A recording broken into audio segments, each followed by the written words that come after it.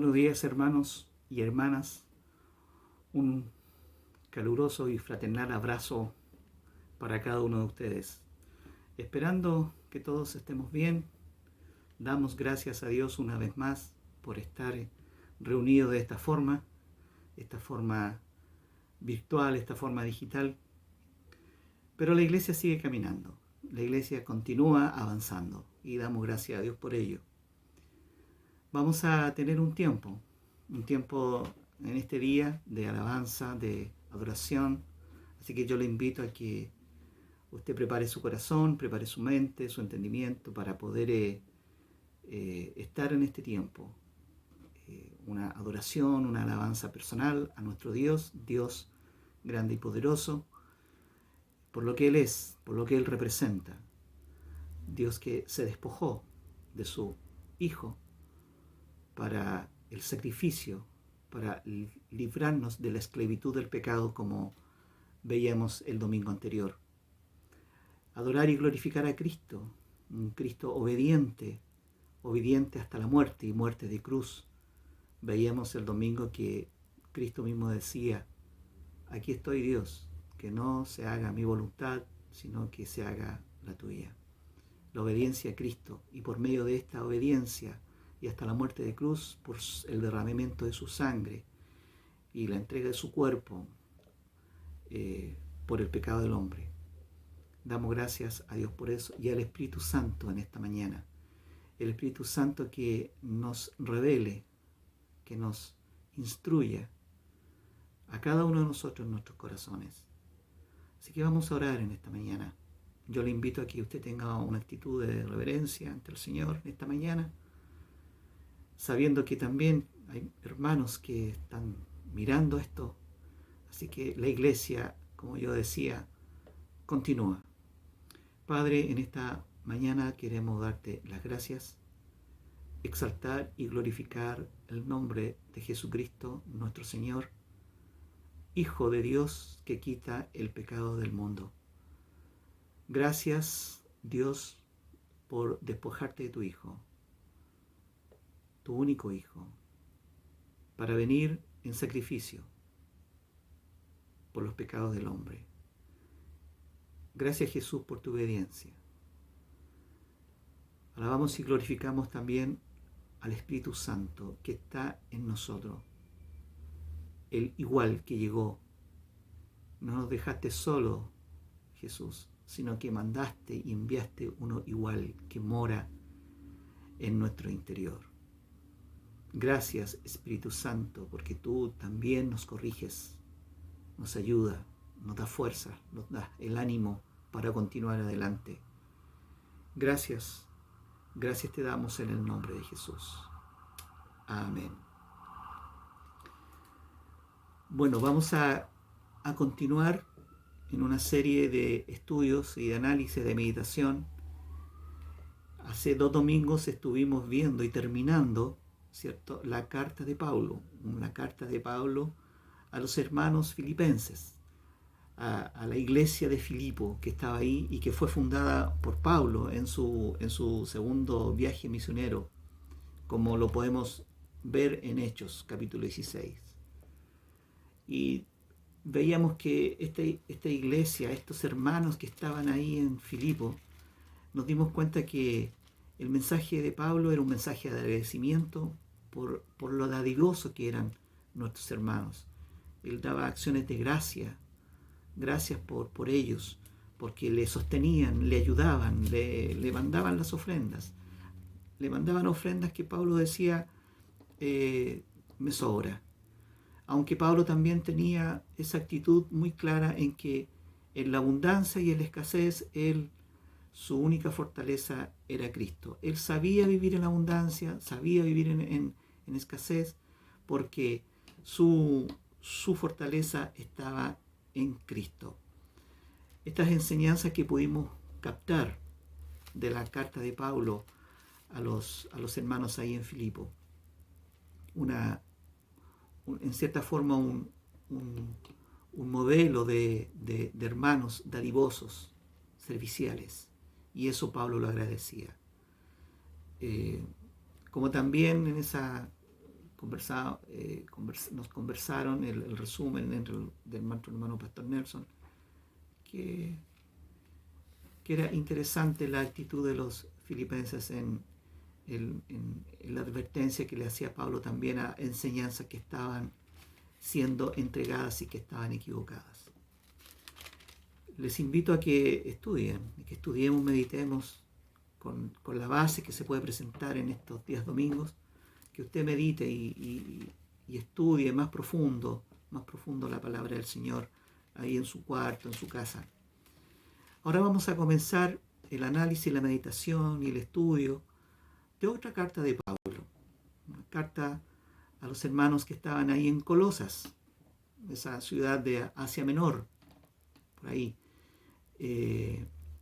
a los hermanos que estaban en Colosas, a los hermanos de la iglesia. También vamos a comenzar hoy día con una introducción de esta carta. Así que yo les invito a ustedes a que meditemos en estas enseñanzas y más aún que continuemos profundizando de lo que se puede entregar el día domingo acá. Usted continúe profundizando en su casa acerca de lo que se comparte. Así que vamos a entrar en un momento de alabanza, de adoración, y vamos a escuchar este primer domingo de la carta de Pablo a los Colosenses, una introducción con nuestro hermano Pastor Carlos. Así que vamos primero a adorar al Señor. Dispóngase usted en su corazón ahí, donde quiera que esté, en el living de su casa, en el comedor de su casa.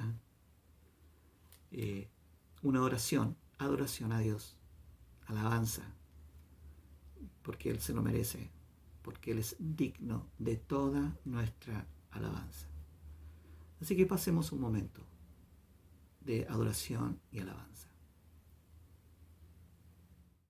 ¿Quién nos separará del amor de Cristo? Amén. De tribulación, o hambre, o desnudez, nada nos separará Amén. de Vamos. su eterno amor.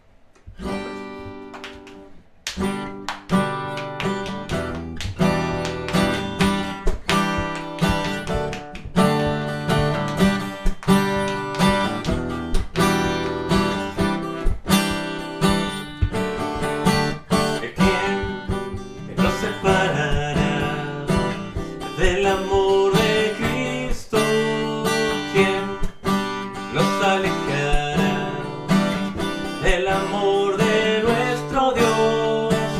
Ni lo alto ni lo profundo, ni ninguna otra cosa creada nos podrá separar de su amor. ¿De quién nos separará del amor de Cristo? ¿Quién nos alejará del amor de nuestro Dios? Ni tribulación o angustia, peligro, hambre o desnudez nos podrá separar del amor de Dios. En Cristo somos más que vencedores. En Cristo somos más que ganadores. Ni la vida ni la muerte podrá separarnos del amor de Dios en Cristo Jesús.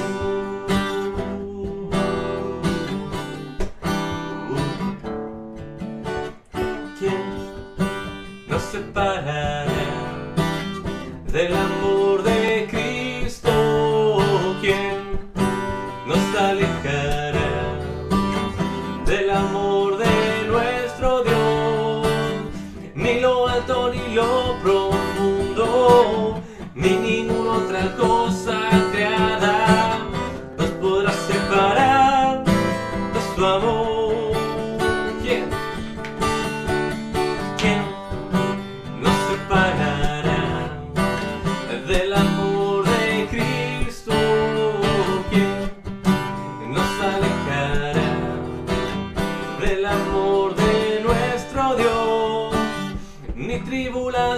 o angustia, peligro, hambre o desnudez, nos podrá separar del amor de Dios. En Cristo somos más que vencedores. En Cristo somos más que ganadores. Ni la vida ni la muerte podrá separarnos del amor de Dios. En Cristo Jesús, en Cristo somos más que vencedores. En Cristo somos más que ganadores. Ni la vida ni la muerte podrán separarnos del amor de Dios en Cristo Jesús.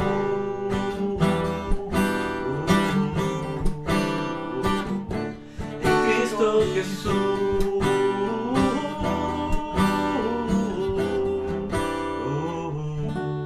En Cristo Jesús.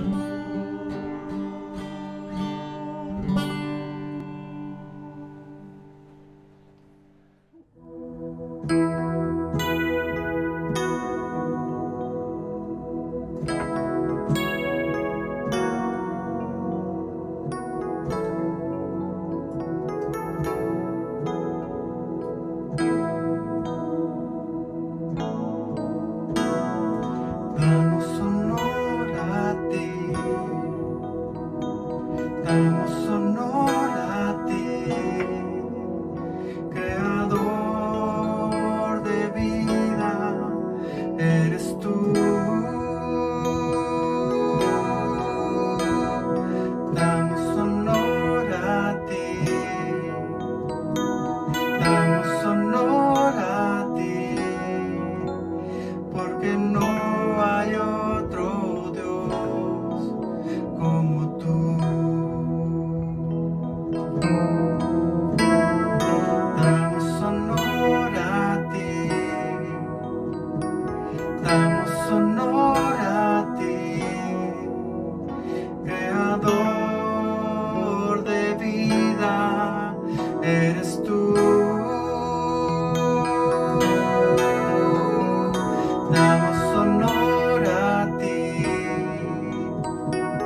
damos honor a ti, porque no hay otro Dios como tú. Rey de reyes, admirable, eres el principio y fin, soberano y sublime, eres nuestro Salvador.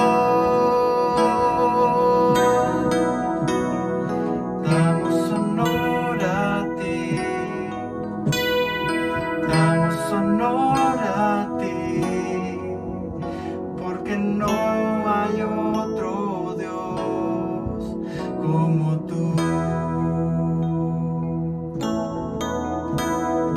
Damos honor a ti, damos honor a ti, creador de vida, eres tú. Damos honor a ti, damos honor a ti, porque no hay otro Dios como tú. Rey de reyes, admirable, eres el principio y fin, soberano y sublime, eres nuestro Salvador. Rey de reyes, admirable, eres el principio y fin, soberano y sublime,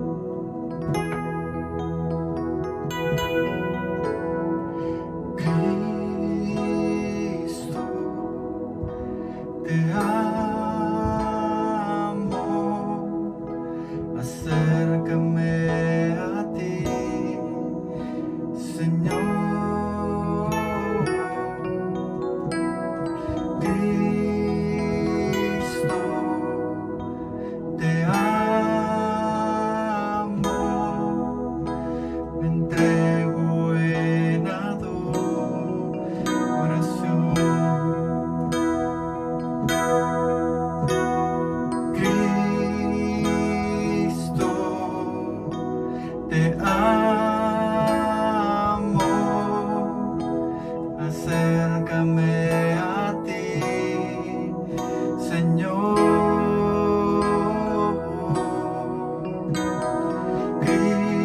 Cristo, te amo, me entrego en adoración.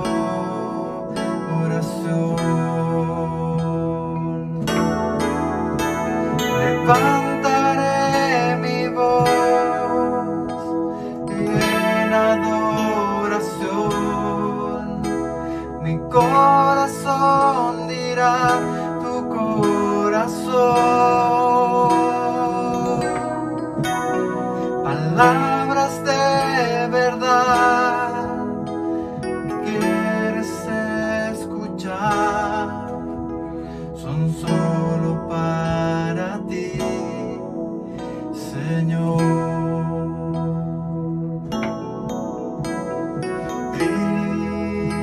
Cristo, te amo,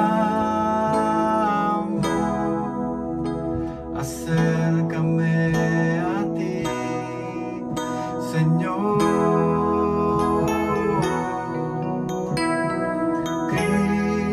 Cristo, te amo, me entrego en adoración.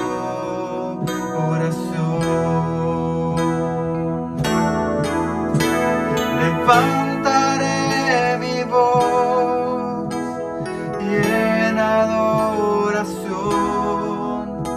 mi corazón dirá tu corazón,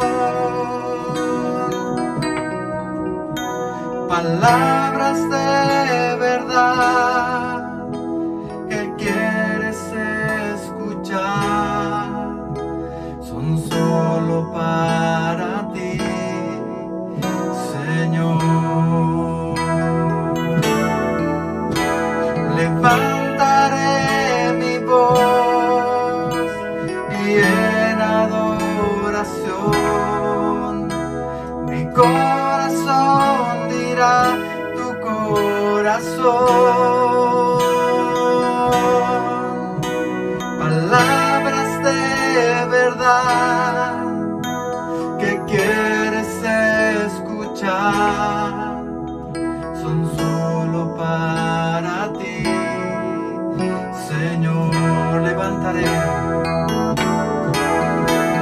Levantaré mi voz y en adoración mi corazón dirá tu corazón, palabras de verdad que quieres escuchar, son solo para ti, Señor. Levantaré mi voz y en adoración mi corazón dirá tu corazón, palabras de verdad que quieres escuchar, son solo para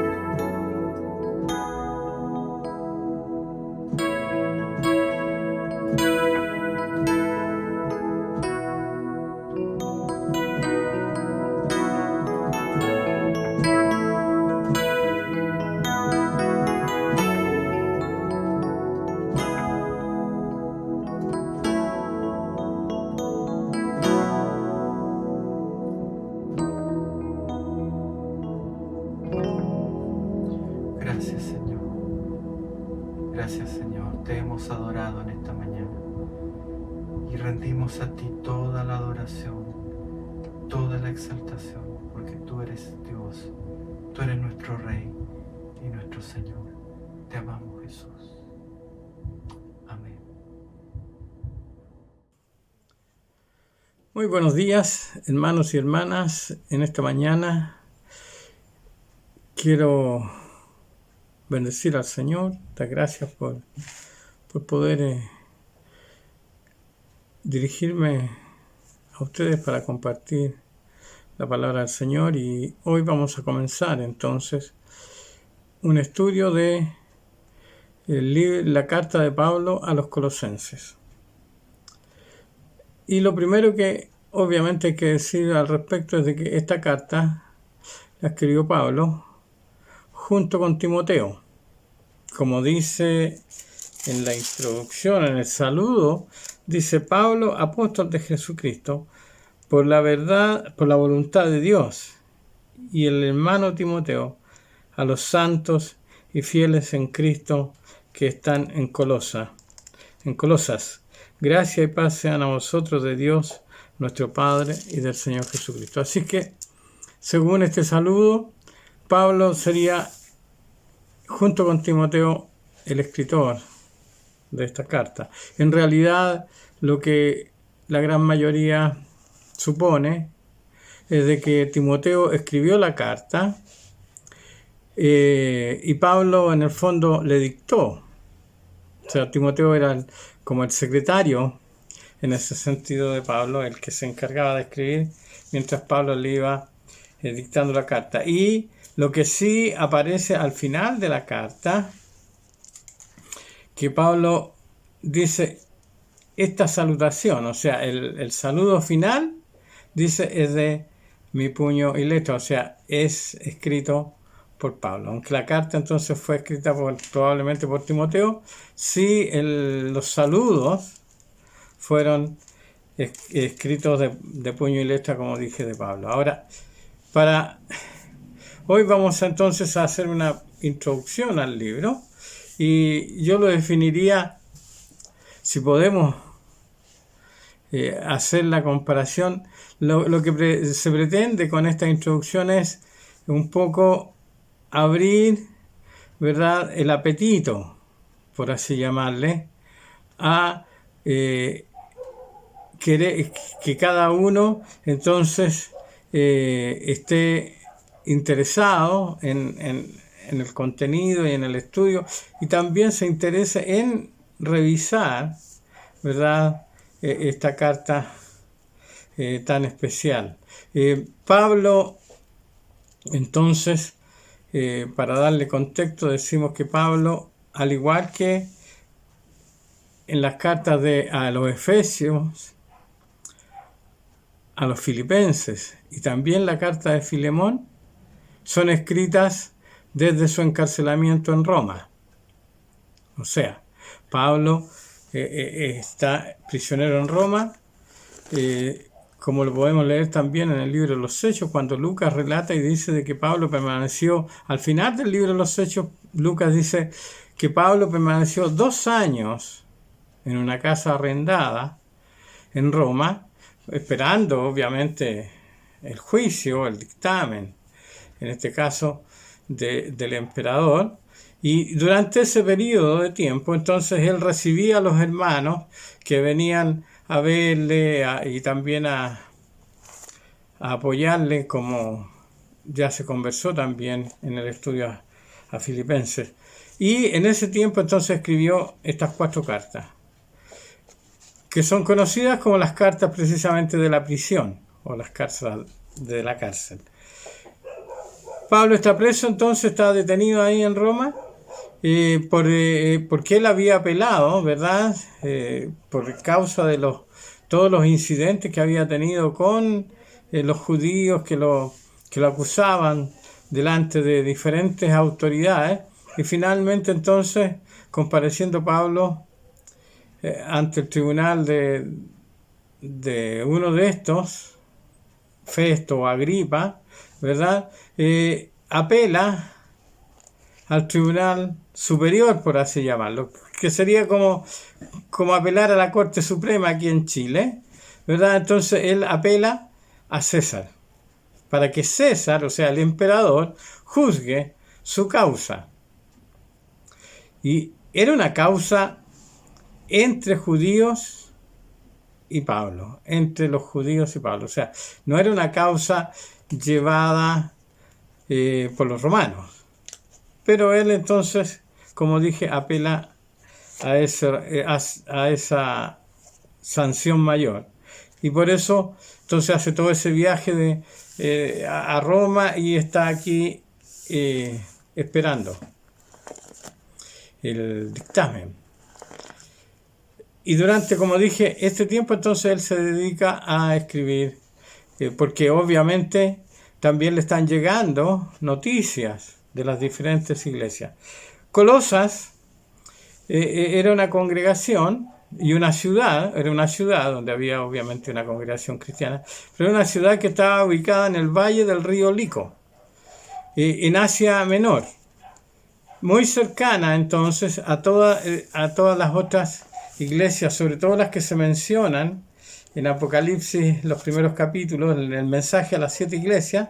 Colosas estaba cercana a Pérgamo, a Tiátira y a las otras. Incluso Éfeso estaba a 160, 150 kilómetros de distancia de Colosas. Y aunque Pablo no era el iniciador o el fundador de la iglesia en Colosas, sí tenía mucho interés y preocupación, no solo por la iglesia de Colosas, como podemos ver en el estudio anterior de Filipenses, sino por todas las iglesias, sobre todo las que estaban en este entorno, como Éfeso y Filipenses y también Colosas, porque él había estado, recordemos, 3 años completos trabajando en Éfeso, predicando el Evangelio, enseñando, discipulando y formando. Y sin duda que algunos de los hermanos que él formó, que en este caso se menciona a Epafras en realidad, como el que le lleva las noticias a Pablo y que seguramente era también el encargado, el pastor responsable en Colosas, y que va a visitar a Pablo a Roma y le lleva entonces la información de lo que está sucediendo en esta ciudad. Pablo entonces no conocía a los colosenses, no conocía la iglesia, nunca había estado en Colosas, pero igual, como dijimos, él tenía una gran preocupación por todas las iglesias que estaban en ese entorno. Y por eso se preocupa por ella. Entonces, tenemos esta ciudad que en algún tiempo, en tiempo pasado, había sido una ciudad muy importante. Sin embargo, con el correr del tiempo, fue perdiendo importancia. Y ahora, en este tiempo de Pablo, en realidad Colosas había perdido bastante trascendencia a nivel comercial y político. Y porque Pérgamo y otras ciudades habían alcanzado mayor notoriedad y mayor desarrollo. Además, cabe señalar de que en el año 64, 65 por ahí, hubo un terremoto en la zona que destruyó prácticamente y completamente la ciudad de Colosas. O sea, estamos hablando de que Pablo escribe estas cartas alrededor del año 60, 61 después de Cristo, y 4 o 5 años después, Colosas es prácticamente destruida. Al igual que la Odisea y Hierápolis, que estaban relativamente cerca. Pero, curiosamente, Colosas no fue reconstruida. Así que después del año 65, por ahí, después de Cristo en adelante, Colosas simplemente no se menciona para nada. Ahora, volvamos a Pablo. Pablo está, como dijimos, prisionero de Nerón. El emperador que estaba reinando, el emperador de turno, en esta época en que Pablo llega a Roma y queda ahí en arresto domiciliario, como podríamos decir, ¿verdad? Es nada menos que Nerón. Debemos recordar lo que significó Nerón para los cristianos. Fue el que inició las persecuciones más grandes, el iniciador de las mayores persecuciones a los cristianos, y se comenta de que este Nerón entonces iluminaba Roma con los cristianos, que los usaba como antorcha, los crucificaba y luego entonces les prendían fuego y los iluminaba Roma con ellos. Eso no sé si es tan así. Y también en el año 64, 65, por ahí, después de Cristo, se produce el incendio de Roma, que todos los historiadores dicen y piensan que fue Nerón el que incendió Roma. El pensamiento generalizado es prácticamente de eso. Sin embargo, en el momento del incendio se culpó a los cristianos de incendiar Roma, y por eso comenzaron las persecuciones contra los cristianos. A esa altura, Pablo había sido liberado, porque Pablo estuvo 2 años aproximadamente prisionero, y de ahí fue liberado, y se supone que siguió viajando, recorriendo las ciudades. Incluso se entiende, y la tradición dice de que habría llegado hasta España en su último viaje, y luego de eso nuevamente es apresado en Roma, y esta vez permanece también como 2 años prisionero en su segundo encarcelamiento, pero ya esta vez para terminar sus días ahí en Roma. En ese tiempo escribe las cartas a Timoteo y Tito, pero eso lo vamos a dejar hasta ahí nada más. Entonces, dado todo este contexto, ¿verdad?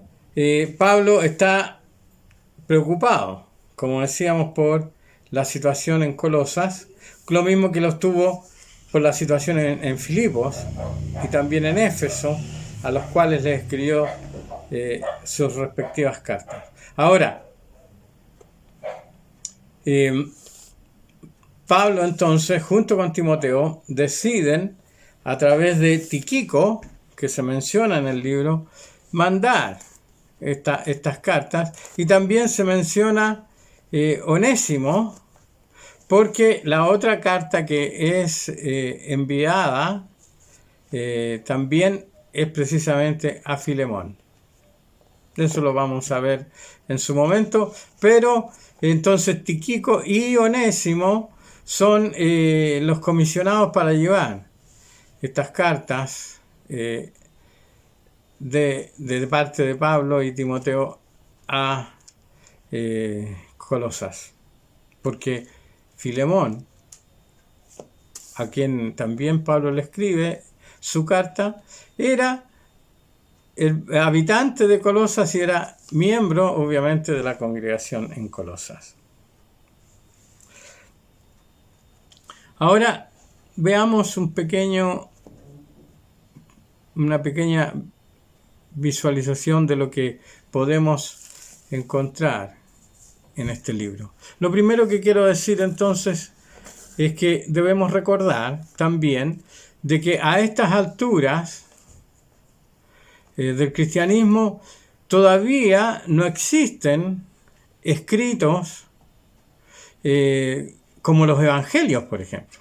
Se supone y se entiende que el evangelio que es más antiguo, o sea, el que fue escrito primero, sería el evangelio de Marcos, que se supone que en el fondo es lo que Pedro le contaba o le dictaba a Marcos, que sirvió como de escriba de Pedro para escribir el evangelio de Marcos, y que habría sido escrito por ahí por el año 70, entre el 70 y el 80 después de Cristo. O sea, todavía entonces las congregaciones no contaban con un documento como nosotros. O sea, nosotros hoy tomamos nuestra Biblia y leemos desde Mateo hasta Apocalipsis y tenemos un panorama clarísimo de todo lo que es el Evangelio de Jesucristo y todo lo que es la doctrina del reino y todo eso.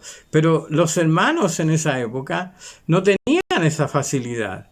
Entonces había también mucho riesgo de que se produjeran errores, se produjeran situaciones complicadas y había mucho riesgo también de que se produjera entonces sincretismo en las congregaciones. Así como vimos en la carta a los Filipenses, como Pablo corrige, ¿verdad?, algunas cosas. En esta carta también tiene el objetivo, obviamente, de corregir algunas enseñanzas erróneas que estaban circulando y, como dije, algún sincretismo. ¿Qué significa sincretismo?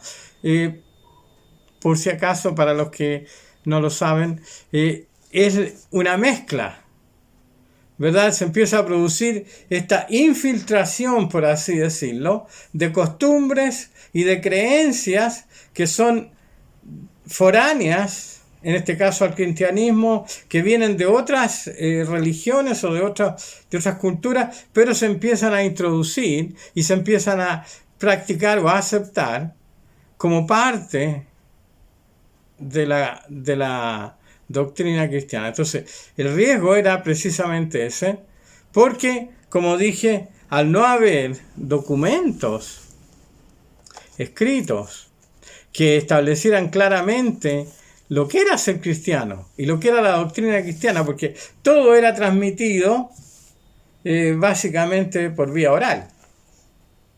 O sea, todavía los apóstoles estaban vivos, pero algunos, la mayoría, pero todavía no circulaban, entonces, como dije, ningún escrito de ellos, ningún evangelio. Y por eso el riesgo de que hubieran otras cosas que se fueran introduciendo era muy alto. Debemos recordar, por ejemplo, en el caso de los Gálatas, que Pablo les escribe en su carta corrigiendo precisamente el tema de los judaizantes, que pretendían de que y querían de que los cristianos que no eran judíos, los cristianos gentiles, se sometieran a la ley mosaica y se bautizaran, y se circuncidaran, mejor dicho, y observaran una serie de festividades que eran propias de los judíos. En este caso ocurre lo mismo, pero acá hay otros peligros que son igualmente complicados y que Pablo pretende entonces corregir. Hay una corriente de pensamiento, entonces debemos recordar de que la cultura griega, con toda su mitología y toda esa creencia que ellos tenían, estaba muy difundida, sobre todo en estas zonas, ¿verdad? Y también debemos recordar que también la cultura romana tenía su propia mitología y sus propios dioses, entonces se producía toda una cosa ahí fuerte, en la cual los cristianos tenían que también tener cuidado. Y había una corriente de pensamiento entonces que era media como el ascetismo. El ascetismo lo que hacía era, en el fondo, menospreciar, por así decirlo, lo que era todo lo que tenía que ver con la carne, con el cuerpo. No con la carne en el sentido bíblico, sino con el cuerpo. Los ascetas pensaban que obviamente el cuerpo no tenía ningún valor, pero sí el espíritu, y ellos entonces introducían ahí una serie de enseñanzas. Por eso Pablo tiene que escribir diciendo que no, que la cosa no iba por ese lado. Dicho esto, vamos a ver muy rápidamente y muy superficialmente parte del contenido del libro. Como dije, un poco para despertarles a ustedes, hermanos, el hambre, el deseo de conocer las instrucciones de Pablo, que en este caso de Colosenses, al igual que casi toda la escritura, ¿verdad? Pero en este caso particular es muy, podríamos decirlo, muy actual, es algo que nosotros también estamos enfrentando continua y constantemente. O sea, esto del sincretismo hoy también está muy difundido, y nosotros podemos pensar en movimientos, ¿verdad? E incluso congregaciones que se declaran cristianas, que tienen una mezcla, en algunos casos bastante grande, de cosas que no tienen nada que ver con el Evangelio y con la doctrina cristiana. Son cosas que son absolutamente foráneas, pero están introducidas ahí. Y por eso es que necesitamos conocer la palabra del Señor sin ningún agregado. Y eso es lo que este libro también, esta carta de Pablo a los Colosenses, nos va a ayudar mucho. Dicho esto, veamos un pequeño entonces bosquejo, pero muy, muy simple, de lo que este libro trae. Como dije entonces, corrige enseñanzas erróneas que atentaban contra la sana doctrina, y como por ejemplo, y que la gente les daba cierto carácter de espiritualidad, y Pablo dice de que no, como a través de ritos, festivales y dietas especiales, y también culto a los ángeles o a las esferas celestiales.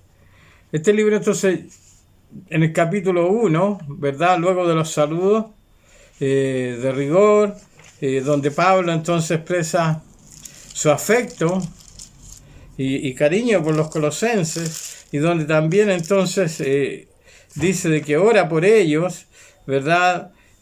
Porque ha oído de su fe en Cristo. Y dice en el versículo 7, como lo habéis aprendido de Epafras, nuestro consiervo amado, que es un fiel ministro de Cristo para vosotros, quien también nos ha declarado vuestro amor en el Espíritu. O sea, como dije, Epafras entonces era el nexo entre Pablo y los colosenses. Luego de estos saludos y la oración que él hace por los colosenses,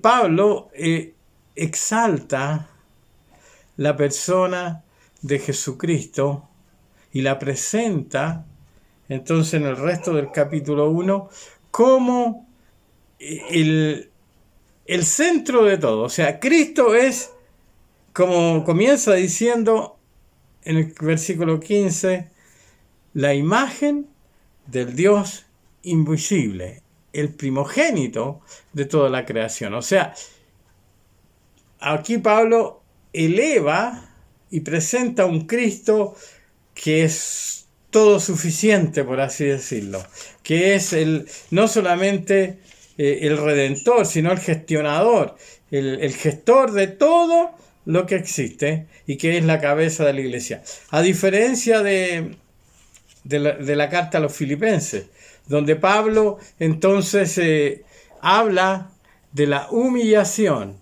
y exaltación de Cristo. O sea, ahí nos presenta un Cristo que se despojó de sí mismo, como veíamos, ¿verdad? Y se humilló hasta lo sumo, hasta la muerte y muerte de cruz, y por lo cual Dios le exaltó. Aquí, producto de estas doctrinas, entonces, de estos pensamientos que existían, Pablo lo presenta un Cristo, pero ya potente, este Cristo que es Señor, Rey, soberano, sobre todo, y mediante el cual todas las cosas llegan a existir. Luego,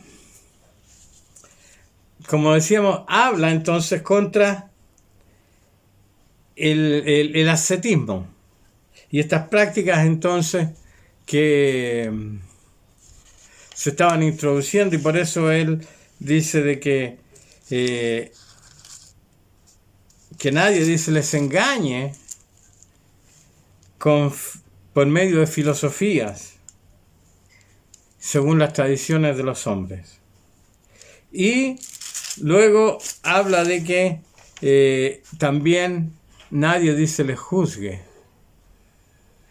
en comida o en bebida. O sea, ahí está entonces atacando plenamente a toda esta filosofía, como decíamos,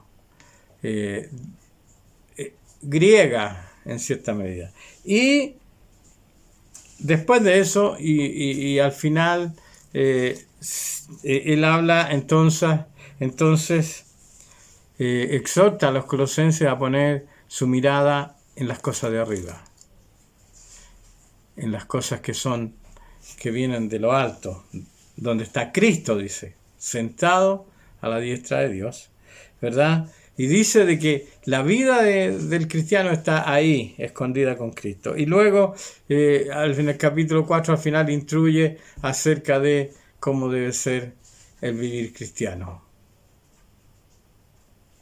Una carta, entonces, digna, como todas, de ser estudiada, de ser revisada y de ser aplicada por cada uno de nosotros.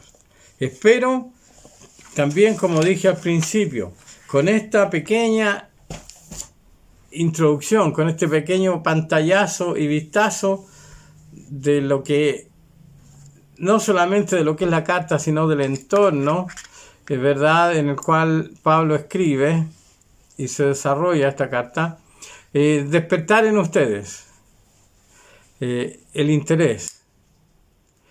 Y mientras los domingos siguientes avanzamos en la revisión y el estudio de su contenido, que podamos ir también siendo edificados por el Espíritu Santo y nos sea revelado este Cristo tan glorioso que Pablo nos presenta, y también podamos entonces aplicar todas sus enseñanzas a nuestra vida. Finalmente, esto ha querido ser como una especie de aperitivo. Abrir el apetito. Abrir el apetito. El aperitivo se usa para eso, para abrir el apetito, preparar, ¿verdad?, el estómago para la comida fuerte que se va a recibir. En este caso, yo espero que eso sea lo que ocurra con esta pequeña introducción. Que el Señor les bendiga, que el Señor nos dé de aquí en adelante, en más, cada domingo, una revelación de Cristo, de su gloria, de su hermosura.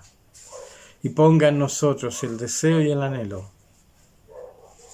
de estar con Él y de estar unido a Él más y más cada día.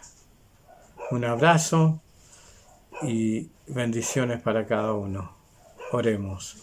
Padre, gracias por este tiempo y gracias por poder empezar en este día a revisar esta carta que tu Espíritu Santo y que tú, Señor, quisiste que quedara registrada para también enseñarnos a nosotros a través de ella. Que tu Santo Espíritu traiga cada día mayor revelación y mayor gracia a nuestras vidas. Que tu reino y que tu verdad, Señor, sean reforzadas. La revelación de Cristo sea también fortalecida en cada uno de nosotros. A ti damos gloria, a ti damos honor y honra en el nombre de Jesucristo. Amén y amén.